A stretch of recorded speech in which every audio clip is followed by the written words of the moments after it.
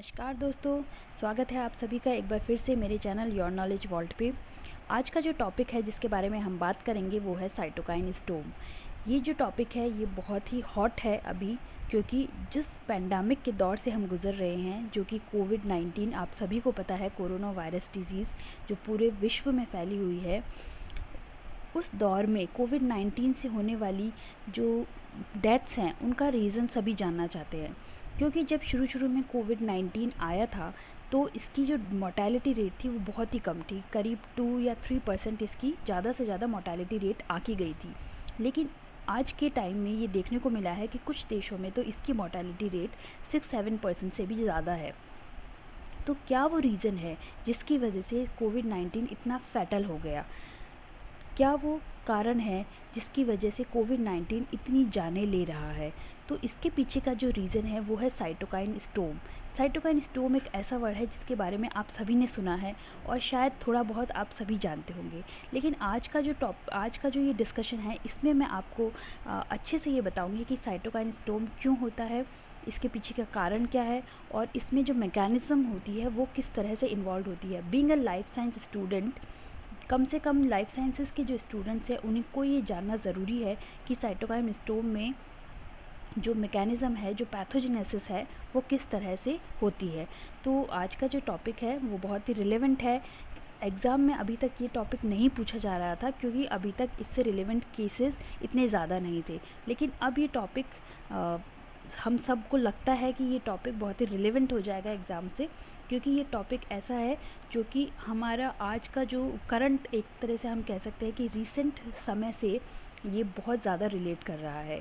तो आइए जानते हैं कि साइटोकाइन स्टॉर्म क्या होता है और किस तरह से ये अफ़ेक्ट करता है और क्यों ये इतना फैटल बना हुआ है जिसकी वजह से कोविड-19 इतने लोगों की जानें ले रहा है। चलिए शुरू करते हैं।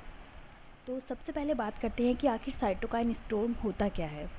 देखिए दोस्तों, जैसे कि मैंने पूरी साइटोकाइन्स के बारे में एक प्लेलिस्ट भी बनाई है पूरी, उसमें मैंने आपको जानकारी दी है कि साइटोकाइन क्या होते हैं, किस तरह से वो वर्क करते हैं।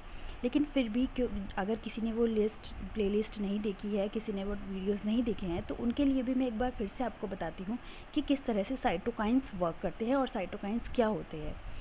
देखिए, सिंपली हम ये समझ सकते हैं कि जब भी हमारी बॉडी में कोई पैथोजन जैसे कि बैक्टीरिया, वायरस या प्रोटोजोआ कुछ भी अटैक करता है तो हमारी बॉडी का इम्यून सिस्टम एक्टिवेट हो जाता है और वो कुछ रेस्पॉन्स शो करता है।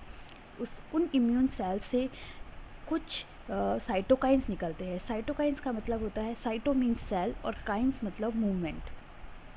तो कुछ साइटोकाइन्स रिलीज़ करती हैं सेल्स, जो कि मैसेंजर का काम करते हैं और कम्युनिकेट करते हैं एक सेल से दूसरे सेल को कुछ मैसेजेस, जिससे कि इम्यून सिस्टम फर्दर एक्टिवेट होता है और उस पैथोजन के अगेंस्ट कुछ ना कुछ एक्शन लेता है। तो इस तरह से cytokines cell to cell communication में हेल्प करते हैं। लेकिन साइटोकाइन्स का जो मेन फीचर होता है वो ये कि वे कुछ सर्टेन लेवल में, कुछ पर्टिकुलर लेवल में रिलीज़ होते हैं, क्योंकि उनका इफ़ेक्ट जो है वो उसी तरह से हमें देखने को मिलता है। लेकिन जब साइटोकाइन्स का जो लेवल है वो बहुत ज़्यादा एक साथ रिलीज़ होने लग जाता है, जैसे कि मैंने कहा, when large amount of cytokines are released in the body all at once, एक ही बार में बहुत सारा साइटोकाइन का लेवल इंक्रीज़ हो गया है, तो साइटोकाइन स्टॉर्म या साइटोकाइन स्टॉर्म सिंड्रोम की स्थिति बन सकती है। सो यू कैन सी कि जब भी कोई माइक्रो ऑर्गेनिज्म हमारी बॉडी का फिज़िकल बैरियर क्रॉस करके, यानी एपिथेलियल सेल्स क्रॉस करके बॉडी में एंटर करता है, तो कुछ इम्यून सेल्स एक्टिवेट हो जाती है। लाइक मैक्रोफेजेस हैं यहाँ पर, जिन्हें मैंने शो किया है इस डायग्राम में कि ये एक्टिवेट हो रही हैं और कुछ साइटोकाइन्स रिलीज़ कर रही हैं। ये साइटोकाइन्स फर्दर और सेल्स को एक्टिवेट कर रहे हैं, जैसे कि टी सेल है, अगेन मैक्रोफेजेस है, इन ऑटोक्राइन मैनर इसको रिलीज़ कर सकते, इसको ये एक्टिवेट कर सकते हैं। इसके अलावा न्यूट्रोफिल्स। तो इस तरह से साइटोकाइन्स फर्दर कुछ और सेल्स को एक्टिवेट करके लार्ज अमाउंट में बहुत सारे यहाँ पर रिलीज़ हो गए हैं या प्रोड्यूस हो गए हैं। उसकी वजह से हमें यहाँ पर एक्यूट रेस्पिरेटरी डिस्ट्रेस सिंड्रोम ये देखने को मिलता है। इसके बारे में हम आगे बात करेंगे कि ये क्या होता है। तो इस तरह से साइटोकाइन स्टॉर्म जो है वो बॉडी की इम्यून सेल्स को अफेक्ट करता है और फर्दर और बहुत ज़्यादा साइटोकाइन्स का प्रोडक्शन करवाता है। इस वजह से क्या होता है कि बॉडी की जो इम्यून रेस्पॉन्स हम कह सकते हैं, या बॉडी का जो इम्यून सिस्टम है वो एक तरीके से against the body he work करने लग जाता है। यानी एक तरह से ये जो डिज़ीज़ होगी इसे हम ऑटो इम्यून डिजीज़ कहते हैं। ऑटो इम्यून डिजीज़, एक तरह से इसे हम ऑटो इम्यून डिजीज़ कह सकते हैं, क्योंकि ऑटो मतलब अपने खुद का ही सेल का जो सिस्टम है, अपने खुद का ही जो बॉडी का सिस्टम है उसे ही ये अफेक्ट करने जा रही है। यानी खुद की बॉडी की जो इम्यूनिटी है वो खुद की बॉडी के लिए ही अगर हार्मफुल हो जाती है तो उसे हम ऑटो इम्यून डिजीज़ की कैटेगरी में रख देते हैं। चलिए, तो अब हम कोविड-19 के अंदर साइटोकाइन स्टॉर्म की वजह से क्या क्या जो आप कह सकते हैं कि ये साइटोकाइन स्टॉर्म कोविड-19 में किस तरह से बॉडी में अफेक्ट करता है इसके बारे में बात करते हैं। तो ये सबसे पहले जो मोस्ट इम्पॉर्टेंट थिंग है that is acute lung injury. ये लंग को बहुत ज़्यादा अफेक्ट करते हैं। यहाँ हम देख सकते हैं कि मान लीजिए ये कोई इन्फ्लुएंजा वायरस है, ये कोरोना वायरस की मैकेनिज़्म नहीं है। ये जो डायग्राम मैंने लिया है ये H5N1। तो कोरोना वायरस जो जब बॉडी में अटैक कर रहा है तो आप देख सकते हैं कि मैक्रोफेजेस को सबसे पहले ये अटैक कर रहा है, और मैक्रोफेजेस से वायरस का रेप्लिकेशन और रिलीज़ भी हो रहा है। दूसरी तरफ ये टी सेल्स और खुद मैक्रोफेजेस को ये एक्टिवेट कर रहा है। अगेन हम देखें कि ये यहाँ पे देखिए आप एपिथेलियल सेल से भी कुछ कीमो अट्रैक्टेंट्स या प्रो इन्फ्लेमेटरी साइटोकाइंस रिलीज़ होते हैं। उसी के साथ साथ टी सेल्स और एक्टिवेटेड मैक्रोफेजेस ये भी दोनों साइटोकाइंस को रिलीज़ कर रही हैं, और फिर हमें एक्यूट रिस्पिरेटरी डिस्ट्रेस सिंड्रोम देखने को मिलता है। तो एक्यूट रिस्पिरेटरी डिस्ट्रेस सिंड्रोम में क्या होता है, इसमें एक्चुअली ये होता है कि ये जब साइटोकाइंस बहुत ज़्यादा एक बहुत ज़्यादा मात्रा में रिलीज़ हो जाते हैं तो ये सेल के टिश्यू को ब्रेक करने लग जाते हैं। इससे जो लंग्स की वॉल है, लंग्स के टिश्यू को क्योंकि ये ब्रेक करने लग जाते हैं तो लंग्स की जो वॉल है वहाँ पे जो टिश्यू डैमेज बहुत ज़्यादा हो जाता है, जिससे लंग्स के अंदर जो छोटे छोटे हमारे एयर सैक्स होते हैं जो कि ऑक्सीजन और ऑक्सीजनेटेड ब्लड के लिए जहाँ पे फ्लो होता है, जहाँ पे ऑक्सीजन भरती है हमारी, तो उस वाली जो स्पेस है, एयर सैक्स है, टाइनी एयर सैक्स हैं, वो बहुत ही लीकी हो जाते हैं और उनके अंदर फ्लूइड बहुत सारा भर जाता है, जिसकी वजह से न्यूमोनिया हो जाता है और हमारा जो ब्लड है उसमें ऑक्सीजन की कमी होने लगती है। और उसकी वजह से हम देख सकते हैं कि यहाँ पे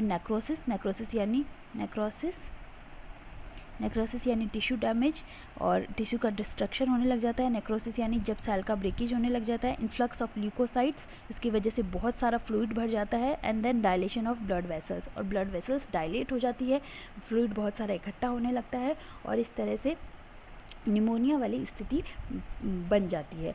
तो ये जो हमारा जो प्रोसेस है ये पूरा होता है इन्फ्लुएंजा वायरस से जब साइटोकाइन स्टॉर्म होता है। तो इसी तरह से कोरोना वायरस से भी जब साइटोकाइन स्टॉर्म होता है तो यही वाली कंडीशन बन जाती है और खुद बॉडी का इम्यून सिस्टम ही उसके लिए हार्मफुल होने लगता है।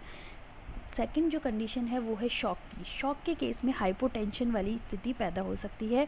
रीनल फेलियर के केस में किडनी का जो फेलियर है वो भी हम साइटोकाइन की वजह से, साइटोकाइन स्टॉर्म की वजह से देख सकते हैं। एंड जो लिवर के अंदर अगर हम बात करें तो लिवर के अंदर फेरिटिनिन नाम का एक प्रोटीन होता है जो कि आयरन को स्टोर करता है, उसके बहुत ज़्यादा बढ़ जाने की वजह से हमें लिवर के अंदर डिस्ट्रक्शन देखने को मिलता है और कोएगुलेशन, लिवर में अल्टर्ड कोएगुलेशन देखने को मिलता है, जिसकी वजह से थ्रोम्बोसाइटोपिनिया एक ऐसी कंडीशन क्रिएट हो जाती है जिसमें प्लेटलेट्स काउंट जो है वो बहुत कम हो जाता है और लिवर डैमेज होने लगता है। तो इस तरह से साइटोकाइन स्टॉर्म बॉडी के बहुत सारे ऑर्गन्स को अफेक्ट करता है और ऑर्गन सिस्टम का फेलियर भी करवा सकता है, जिससे कि एक तरह का शॉक लगता है बॉडी को और जो पर्सन है, जो पेशेंट है जिसको कि कोरोना वायरस अटैक हुआ है वो वायरस की वजह से नहीं बल्कि साइटोकाइन स्टॉर्म की वजह से उसकी डेथ हो जाती है।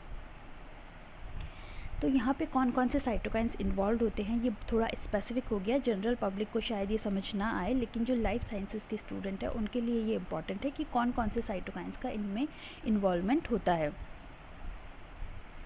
सबसे पहले बात करते हैं कि कौन कौन सी इंटरफेरॉन्स इसके अंदर इन्वॉल्व है। वो है इंटरफेरॉन गामा और इंटरफेरॉन अल्फ़ा। इसके अलावा TNF अल्फ़ा का भी इंपॉर्टेंट रोल है। इंटरल्यूकिन्स की बात करें तो इंटरल्यूकिन 2, 6, 10, 12, 16, 17 एंड 18, ये कुछ इंटरल्यूकिन्स है जो कि इसमें इन्वॉल्व होते हैं। इसमें से IL-6 जो है इसकी पैथोजेनेसिस सबसे ज़्यादा देखी गई है, और IL-6 जो है ये बहुत ही इम्पॉर्टेंट साइटोकाइन होता है साइटोकाइन स्टोम के अंदर। तो IL-6 आप याद रखेंगे, IL-6 इम्पॉर्टेंट होता है, तो ये शायद एग्ज़ाम में आपसे पूछा भी जा सकता है। नेक्स्ट, इम्यून सेल्स के बारे में हम देख चुके हैं कौन कौन सी इम्यून सेल्स इन्वॉल्व होती है। लगभग सभी इम्यून सेल्स जैसे कि macrophages, endothelial cells, mast cells, fibroblast, B cells, T cells और न्यूट्रोफिल्स, सभी तरह की सेल्स जो है वो इसमें इन्वॉल्व होती है। सिम्टम्स अगर हमें देखने को मिलते हैं तो हम किस तरह से जो डॉक्टर्स हैं उन्हें पता चलता है कि साइटोकाइन स्टोम की स्थिति पैदा हुई है। तो उसमें जो मोस्ट इम्पॉर्टेंट है वो जैसे साइटोकाइन स्टोम में आप ये कह सकते हैं कि कोविड-19 के जो फीचर्स होते हैं उन्हें तो हम सभी जानते हैं कि उनके सिम्टम्स क्या होते हैं, जैसे कफ है, हेडेक है और न्यूमोनिया है, ये सब चीज़ें तो होती है। इसके अलावा जो डॉक्टर्स के लिए कंसर्न होता है जिससे उन्हें पता चलता है कि साइटोकाइन स्टोम की स्थिति पैदा हो गई है, तो वो है अनरेमिटिंग फीवर यानी अनरिलैक्सिंग फीवर। फीवर में कोई रिलैक्स नहीं होता। साइटोपिनिया, जैसे कि मैंने आपको बताया कि सेल्स जो है वो काउंट कम हो जाता है। Massive increase in ferritin.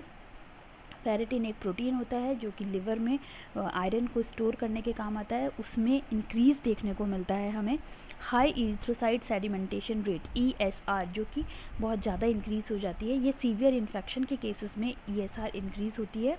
And adult respiratory distress syndrome, इसके बारे में जैसे मैंने आपको बता दिया है कि जब लंग्स के टिश्यूज़ को साइटोकाइन की वजह से वो ब्रेक होने लग जाता है तो वहाँ की एयर सैक्स में लीकी फ्लूइड बढ़ने लग जाता है, वो एयर सैक्स लीकी हो जाती है और वहाँ पे ल्यूकोसाइड का इनफिल्ट्रेशन होने की वजह से बहुत सारी ल्यूकोसाइड वहाँ पे इकट्ठी हो जाती है और एक वाइट फ्लूइड बन जाता है, और इसकी वजह से न्यूमोनिया हो जाता है और ब्लड में ऑक्सीजन की कमी हो जाती है। तो इसे हम एक्यूट रेस्पिरेटरी डिस्ट्रेस सिंड्रोम कहते हैं। ब्रीदिंग में बहुत प्रॉब्लम होने लग जाती है, शॉर्टनेस ऑफ ब्रीथ हमको देखने को मिलती है, और अचानक से शॉक लगने की वजह से, क्योंकि हमें ब्रीदिंग में प्रॉब्लम होने लगती है, पेशेंट की डेथ हो जाती है।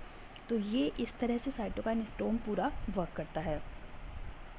प्रोबेबल ट्रीटमेंट जो अब तक देखे जा रहे हैं कि किस तरह से साइटोकाइन स्टोम का ट्रीटमेंट किया जाए, तो जैसे कि कोविड-19 के ट्रीटमेंट के बारे में आप सुन रहे हैं कि हाइड्रोक्सीक्लोरोक्विन नाम की जो दवा, जो कि एंटी मलेरिया दवा है, उसका तो यूज़ किया ही जा रहा है। लेकिन जब साइटोकाइन स्टोम की स्थिति पैदा होती है तो हम यहाँ पर देख सकते हैं कि टोसिलिजुमैब ये एक मेडिसिन है जो कि IL-6 का रिसेप्टर को ब्लॉक कर देती है, ताकि IL-6 जो है वो अपने रिसेप्टर पर जाकर बाइंड ना हो और फर्दर इम्यून रेस्पॉन्स को एक्टिवेट ना करे।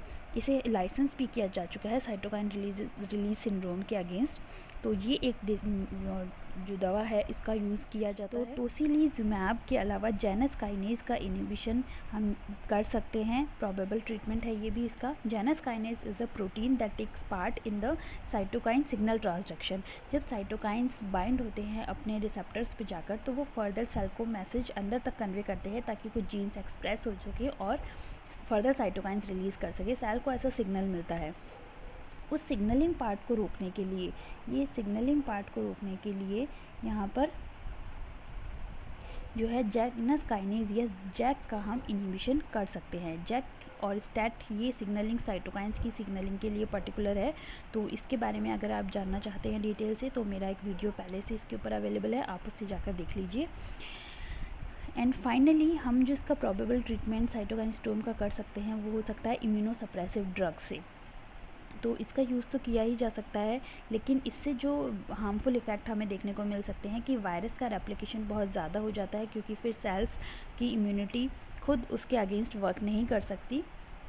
तो इस केस में हमें वायरस के लिए ट्रीटमेंट अलग से देना होता है और साइटोकाइन स्टोम के लिए ट्रीटमेंट अलग से देना होता है। तो इस तरह से ये पूरा सिस्टम वर्क करता है। तो आई होप कि आपको समझ आया होगा कि साइटोकाइन स्टोम से किस तरह से जो बॉडी है उसके अंदर ये कंडीशन एक जनरेट हो जाती है कि बॉडी की जो सेल्स है वो खुद ही उसके अगेंस्ट, बॉडी के अगेंस्ट काम करने लग जाती है, और जो बॉडी के अंदर इस तरह से सिम्टम्स भी क्रिएट होते हैं जिनके बारे में हमने अभी पता किया कि किस तरह के सिम्टम्स आते हैं, और इसके अलावा फिर वो डेथ की तरफ उस पेशेंट को ले जाते हैं। सो आई होप कि आज के वीडियो से आपको बहुत इंपॉर्टेंट और बहुत हेल्पफुल जानकारी मिली होगी। तो अगर वीडियो पसंद आया है तो इसे शेयर कीजिए अपने फ्रेंड्स के साथ, लाइक कीजिए, चैनल को फॉलो कीजिए, कमेंट कीजिए और बेल आइकन को प्रेस ज़रूर कर लीजिए। और हाँ, उससे पहले सब्सक्राइब कीजिए चैनल को और उसके बाद बेल आइकन को प्रेस कर लीजिए ताकि कोई भी अपडेट आपसे मिस ना हो। Thank you very much. Thanks for watching and keep watching. Bye bye.